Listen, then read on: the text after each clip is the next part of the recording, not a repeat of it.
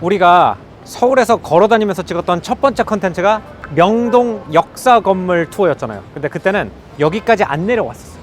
근데 명동 금융벨트라고 하는 곳이 있었던, 말하자면은 한국의 월스트리트 같은 곳이 1920년대 30년대에 있었던 곳이라서 지금 여기에 있는 신세계 컴플렉스의 지금은 일부죠. 이 건물이 옛날에 조선저축은행 건물이었고, 그 다음에 요 사이로 저쪽을 내다보면은 우리나라의 거의 유일한 르네상스풍의 석조 건물인 한국은행 건물이 있고, 그 다음에 제 뒤에 요 건물, 우리나라 최초의 백화점 건물, 1929년에 세워졌던, 그 당시에는 일제강점기였기 때문에 미츠코시 백화점의 경성 지점이었던, 오늘날은 신세계 더 리저브라는 공간으로 불리는 이 건물.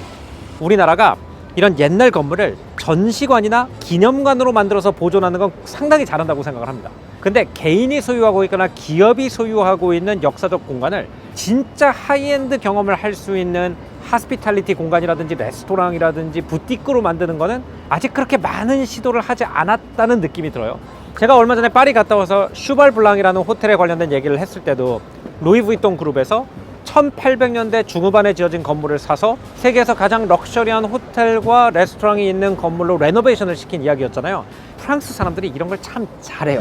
근데 그 루이 부이통이 이 1929년에 지어진 우리나라 최초의 석조 건물 쇼핑 컴플렉스 중에 하나를 우리나라의 파인다이닝의 정수부터 시작해서 럭셔리 쇼핑과 초콜릿 카페까지 들어가 있는 공간으로 변신을 시키면서 서울의 히스토리가 하이엔드로 변신하면 이렇게 멋있을 수 있다는 걸 보여주는 공간으로 바뀌었더라고요.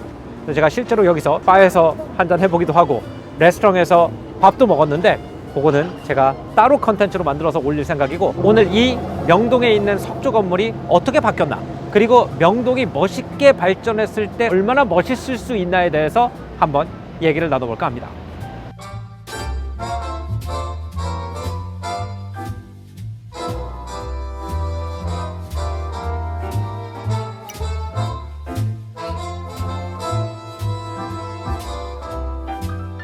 이게 이제 루이 부이통의 첫 번째 트렁크잖아요. 그리트리안용이라고 하는 원래 이 모노그램 생기기 전의 색깔, 그 다음에 이제 다미의 패턴, 그 다음에 모노그램, 이렇게 루이 부이통 미학의 진화를 보여주는 것들이 있고, 옛날에 루이 부이통이 증기선을 타고 여행하는 사람들을 위해서 트렁크를 만들던 시대에 이 실제 트렁크들이 엄청 많이 전시가 되어 있는데, 이게 진짜 옛날에 쓰던 트렁크이기 때문에 가죽이라든지 칸바스가 이미 한 50년에서 100년 동안 계속 이렇게 달아줘 가지고 나는 그 파티나 같은 게 있거든요. 이게 좀 감동스러워. 내가 말로만 몇 번 설명했던 옛날에 수트나 드레스 입고 증기선으로 여행하는 분들이 옷장 통째로 옮겨놓던 그 트렁크다. 지금은 이런 게 필요 없는 이유가 비행기가 아무리 길어봤자 뭐 30시간이니까 거기다 옷장을 설치할 필요는 없지만, 옛날엔 배를 타고 이동하니까 런던에서 인도까지 간다 그러면 2달 반 걸리잖아요. 그러면은 그냥 이거를 딱 접어가지고 들고 배를 갈아타고 다시 펴놓으면은 자기 옷장 그대로 있는 거죠. 근데 이게 보면은 바퀴가 없잖아요. 그 이유가 당시에는 인건비가 싸던 시대여가지고 대체로 짐을 2명이나 3명이 협동해가지고 들었대요. 그렇기 때문에 이게 가능했던 거지.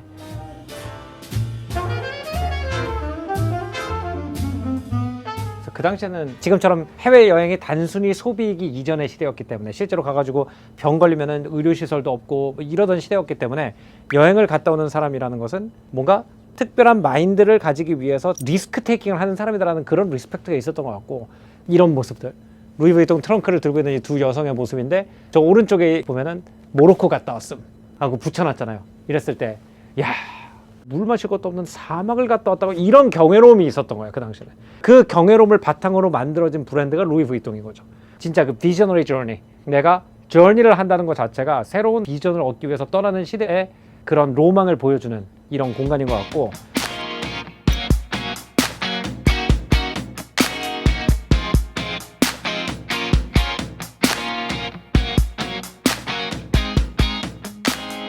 이거는 워치 메이킹 트렁크라고, 시계 만드는 도구를 정리해 놓는 트렁크거든.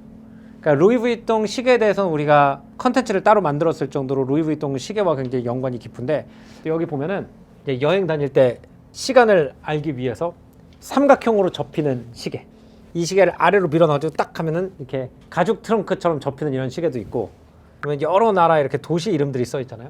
이 도시 이름을 이렇게 맞추면은 그 도시에서 몇 시인지 알려주는 이런 콤플리케이션을 월드 타임 컴플리케이션이라고 하는데 이런 게 당연히 루이 부이통에서 만들었겠지. 저울리를 추구하는 회사니까. 내 원픽은 얘다. 캉브르 투비용 모노그램. 일단 투비용이 들어가면은 가격이 가격도 그렇고 그냥 예쁘죠. 프랑스 사람들이 제스트라고 부르는 게 있는데 이게 뭐냐면 손짓이라는 뜻이거든요. 그러니까 뭔가 물건을 만들 때 마치 춤추는 사람들이 춤선처럼 장인의 손길에도 손에 선이 있다는 거예요. 백을 만들 때 정교하게 손을 다루는 그 제스트. 그 다음에 두 번째 이 시계를 다룰 때 이 정교한 손놀림. 다른 사람들이 여행에 가가지고 새로운 비전을 얻기 위해서 필요한 툴들을 만들기 위해서 루이 부이통이 그 사람들을 위한 도구를 100여 년 동안 만들면서 얼마나 많은 장인들의 손에 이게 녹아있는지를 보여주는 공간이 1공간부터 5공간까지라고 생각을 해요. 루이 부이통 스토리에서 시계 안으로 들어와서 나가는 거죠.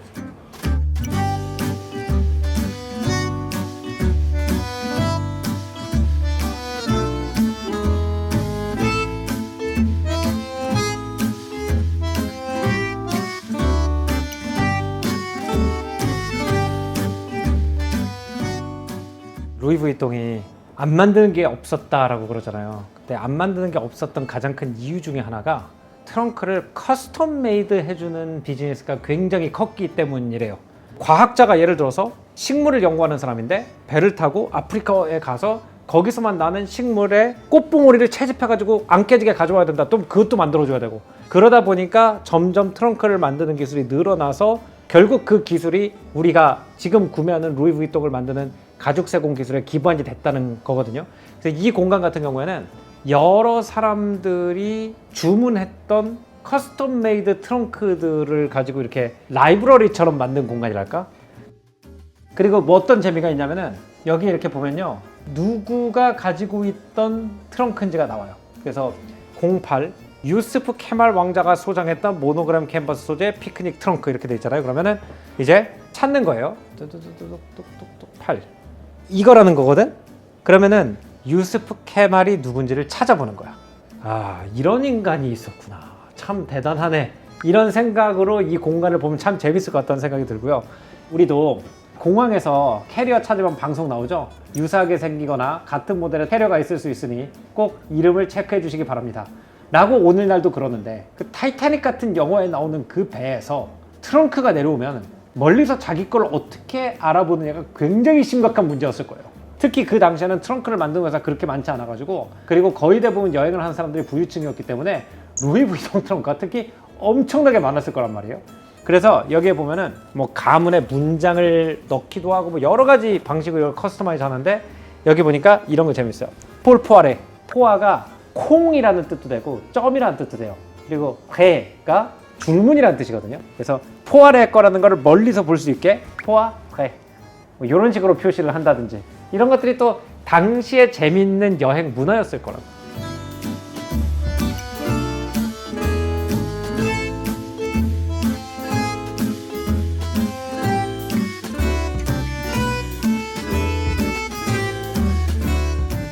제가 이 공간에 대해서 공부를 많이 하고 왔는데 보시다시피 여기가 좀 되게 큰 브레이크 포인트예요. 이쪽하고 이쪽하고 좀 달라. Visionary Journey, Culture Continues 이렇게 돼 있잖아요. 그 문화가 이어진다, 그죠? 그러니까 여기까지는 피지컬리 여행을 해야만 비전을 얻을 수 있기 때문에 루이 부이통에서 그 사람들이 물리적으로 여행을 하기 위한 트렁크와 소품을 만들던 시대의 얘기를 하고 있고요.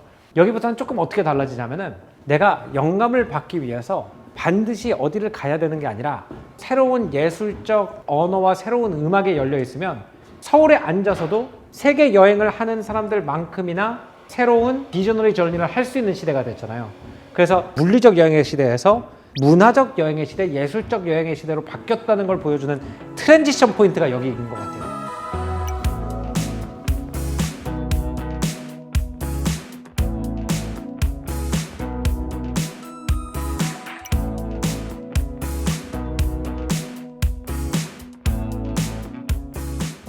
와, 이렇게 타임머신 타고 과거에서 미래로 싹 넘어온 느낌이잖아요. 뭐 여기 굉장히 아이코닉한 여러 크리에이티브 디렉터들이 만든 백들이 많은데, 루이 부이통이랑 일했던 디자이너들이 다 했던 말이 뭐냐면 여기는 어떤 디자인을 줘도 못 만든다는 말을 한 번도 안 했대요. 근데 왜 그런가 생각을 해보면 아까 거기 보면은 엄청 그 당시로서는 괴팍한 취미를 가진 귀족들이 와가지고 나 사막 갈 건데 이것 좀 만들어줘요.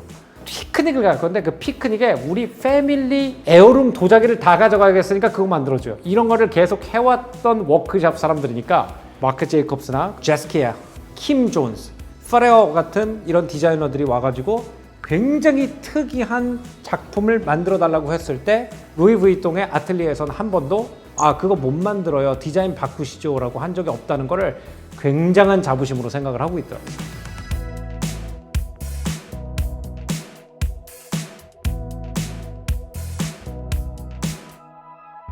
버질 아블로라는 크리에이티브 디렉터가 만들었는데 백이 살짝 이렇게 주저앉아 있는 것 같은 느낌으로 이렇게 만든다든지 이런 것들이 엄청 어려운 기술들일 거 아니에요? 내가 제일 재밌는 거는 뭐냐면 이거예요. 루이 vuitton 전통 트렁크가 뭔가 잘못 얻어만져가지고 한쪽이 찌그러진 것처럼 생긴 이거를 가죽으로 구현한다고 생각을 해봐. 그러니까 니콜라 제스키아라는 디자이너가 어떻게 백을 만들면 재밌을 것 같은 줄 알아? 루이 vuitton 아이콘 트렁크잖아. 근데 이거를 누가 빵 뭘로 때려가지고 한쪽이 푹 들어간 것처럼 핸드백으로 출시해볼까? 그러면은 대부분의 브랜드에서는 디자이너가 이런 말을 하면은 공장 쪽에서 못 말씀하시는 거예요. 어떻게 그걸 만들어요? 라는 말이 나올 법도 한 이런 디자인을 루이 vuitton은 하도 아까 앞에서 본 것처럼 커스텀 메이드를 많이 해봤기 때문에 오케이 합시다. 이렇게 나와가지고 루이 vuitton에서 이런 아이코닉한 레전더리한 백들이 많이 나왔다는 얘기가 저는 굉장히 인상적이었어요. 전체에서 지금 제일 마음에 드시는 건 뭐예요? 전체에서 가장 마음에 드는 거 도그백이요. 페럴 윌리엄스랑 콜라보를 한 도그백인데 우리 엘프한테는 살짝 작을 것 같은 느낌이 있긴 하다. 도그백 말고 엘프가 안 들어갈 것 같은 게 실제로 이제 하나 가져가려면 난 이걸 가져갈 것 같아요. 토트백이 이제 아빠 기저귀 가방으로 너무 멋있잖아. 아빠 기저귀 가방으로 저걸 들고 다닌다. 한쪽에 이거 메고 한쪽에 애기 들고 기저귀 다 가리고 딱 가는 거죠.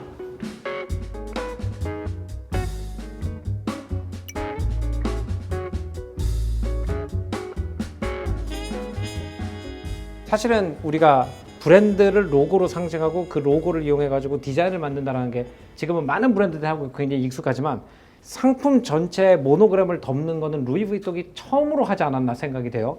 이 루이 vuitton이 130년 전에 모노그램을 상표 등록한 이 것들이 전시가 돼 있고 이 방이 이 모노그램을 어디까지 입힐 수 있는지를 좀 여러 예술가들한테 의뢰해 가지고 만든 방 같아요. 여기 보면은 축구공 백도 만들어 보고 모노그램 테디베어도 만들고 모노그램 부채가 있고 그 다음에 그 안에 이 부채 살까지 다 가죽으로 돼 있는데 이게 재밌는 게 뭐냐면은 이 벽이 전부 다 캔버스야. 요 부채 윗부분을 모노그램 캔버스에서 자른 우리 옛날에 플라모델 만들면 이렇게 톡톡톡 빼가지고 하는 것처럼. 그리고 이게 되게 재밌는데 아까 내가 그 얘기 했잖아요. 별 이상한 거를 모양으로 만들어 달라고 예술가가 말해도 루이 vuitton 만들어야 한다. 프랭크 게리 내가 이걸 만들어야 되는 사람이라고 잠깐 생각을 하고 프랭크 게리라는 이름을 얘기하는 순간 갑자기 머리가 아파졌어. 그러니까 프랭크 게리 건물들 생각해보면 빌바오 구경하면 생각해보면 정말 엔지니어들이 너무 힘들어 할 것 같은 사람이잖아요. 뭐 건물 막 이렇게 휘고 실제로 프랭크 게리하고 루이 vuitton은 관계가 굉장히 깊어가지고 파리에 있는 퐁다시옹 루이 vuitton 전시 공간도 프랭크 게리가 지었고 우리나라 청담 플래그십도 프랭크 게리가 지었거든요. 프랭크 게리한테 로고그램으로 어떤 백을 만들어 볼까 하니까 이 백이 이렇게 돼 있는 백을 근데 만들었어. 징하다 징해. 이런 디자인이 한번 만들어져야지 이게 얼마나 많은 방식으로 응용되고 있는지도 루이 vuitton이라는 브랜드의 놀라운 점 중에 하나인 것 같아요. 130년 전에 이 패턴을 원래 트렁크에 쓰려고 만들었는데 이거를 이렇게 많은 것에 입혀가지고 새로운 디자인 만들어낸다.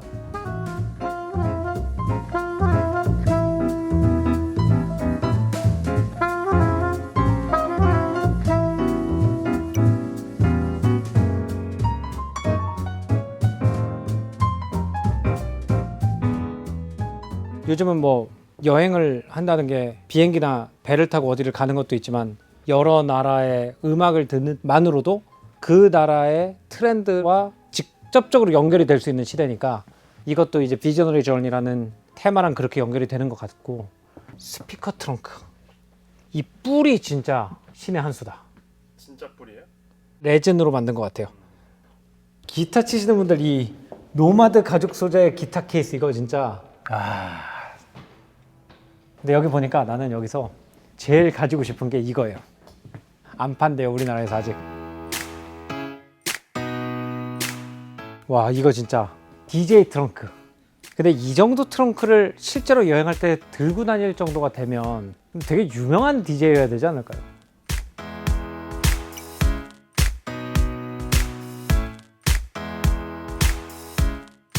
여기는 이제 미술가들한테 영감을 받는 거를 표현한 공간 같아요. 이 안에 가면은 리차드 프린스, 무라카미 다카시, 쿠사마 야오이, 박서부 작가님 같이 루이 브이통이랑 협업했던 5명의 아티스트와의 콜라보를 360도 서라운드 인스톨레이션으로 표현을 한 건데 보면은 여기 루이 브이통 백들이 쫙 있는데 이게 전부 다 미러예요. 대형 LED 스크린 2개가 있는데 여기서 디스플레이가 바뀌면 방 전체 분위기와 색깔이 바뀌어요. 그러면서 이 안에 콜라보 백이 이렇게 돌아가는데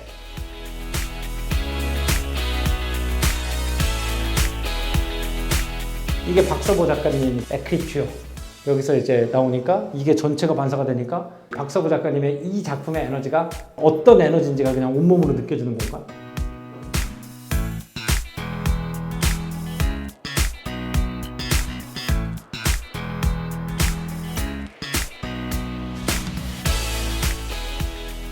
패션 공간이 전시가 끝난 다음 출구 공간처럼 디자인이 되어 있어요. 루이 브이통의 역사에 좀 획을 그었던 제스키에라든지 마크 제이콥스라든지 버질 아블로, 퍼렐 윌리엄스가 디자인한 옷들이 양쪽에 서가지고 우리가 이제 일상생활로 돌아가는 여행을 좀 이렇게 인사해주는 것처럼 이렇게 전시가 되어 있어서 인상적이었는데 여기서 제일 멋있는 게 뭐냐면 유럽에 그래도 한 2000년대 중반까지라도 기차 여행을 해보신 분들은 이 기억하는 저 소리가 있을 거예요. 기차역에서 목적지가 바뀔 때 LED 스크린이기 전에는 2개의 슬롯에 이렇게 도시 이름이 써 있어가지고 다른 도시로 가는 기차가 플랫폼에 들어오면 이렇게 찰칵찰칵찰칵찰칵 저 소리를 내면서 계속 벽에 있는 루이 브이통 패션 컬렉션이 다음으로 넘어가는 그게 전시 전체를 굉장히 잘 정리해주는 감각 같았어요.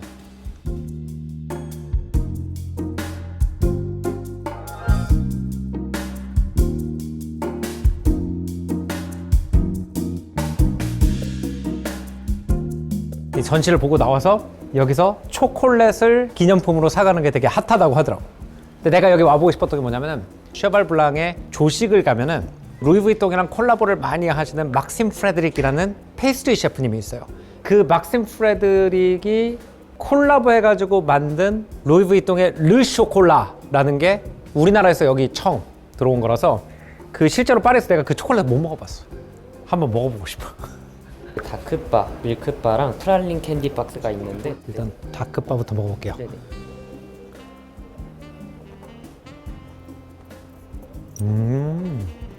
이런 맛도 있구나. 달라요? 다르네. 나는 약간 쿠키 레이어 같은 게 있어. 바삭바삭해. 그래서 굉장히 그 다크 초콜릿의 진한 초콜릿 향이 나다가 바삭하면서 안녕 나 헤이즐넛. 이 친구가 비비엔느라는 친구거든요. 근데 이거 보면 되게 웃긴 게 이게 뮤직박스처럼 생겼잖아. 이게 전부 다 초콜릿이야. 돌리면 비비엔느가 돌아가요. 이거 진짜 재밌더라고. 비비엔느를 열면 안에 미니 비비엔느들이 나와. 이것도 약간 보면은 루이 브이통 옛날 트렁크 중에 이렇게 서랍장 들어있는 그 모양이잖아요. 이건 좀 사갈만 하겠는데요, 이거는? 이거 39,000원짜리? 이거 2개 사야겠다. 다크 하나, 라이트 하나 이렇게 하나 주세요. 예. 감사합니다. 예. 감사합니다.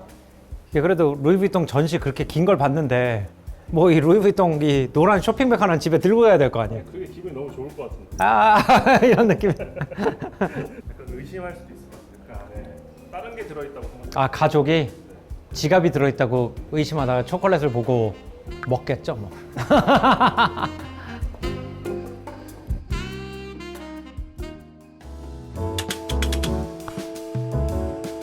지금까지 봤던 브랜드 전시 중에서 큐레이션도 그렇고 공간 하나하나의 짜임새가 가장 좋은 것 중에 하나가 아닌가? 일단 구성 자체가 너무 멋있어요. 11개의 공간으로 되어 있는데 앞과 뒤가 나눠져 가지고 앞은 물리적 여행, 뒤는 문화적 여행. 앞은 물리적 여행을 위해서 루이 브이통이 장인 정신을 가지고 만들었던 물건들, 그리고 두 번째는 그 장인 정신이 쌓아 올려져서 새로운 영감과 음악과 패션을 만났을 때 어떤 폭발적인 창의성이 일어났는지를 보여주는 루이ヴ이통의 아카이브들, 이런 식으로 이제 전시가 돼 있어가지고 앞에 딱 한 5개 공간을 지날 때는 시간 여행을 하는 느낌이다가 중간에 테스팅 공간을 지나가지고 다음 공간으로 가면은 뭔가 엄청 힙하고 트렌디한 공간으로 갑자기 들어오면서 트렌디한 것과 전통적인 것, 장인 정신과 디자인이 이 경계에서 진짜 멋이라는 게 탄생하는구나를 보여주는 방식으로 전시가 돼 있어서 굉장히 멋진 전시였고요. 그 철학을 가지고 이제 여기 6층에 있는 박정현 셰프님이랑 콜라보한 레스토랑, 아니면 초콜릿, 이런 우리가 루이ヴ이통이랑 평상시에 관련 짓지 않았던 것들을 어떻게 접근하는지를 보면은 브랜드의 철학이라는 게 뭔지, 그리고 왜 브랜드의 철학이 정교하고 멋있을수록 그 브랜드가 오래 가는지를 실질적으로 경험할 수 있는 공간이라고 생각을 해요. 그래서 저는 이 공간에 특히 뭐 디자인을 공부하시는 분들이나 브랜딩을 공부하는 분들, 자기가 사업을 해보고 싶은 사람들이 와보면 참 좋은 공간일 것 같고요.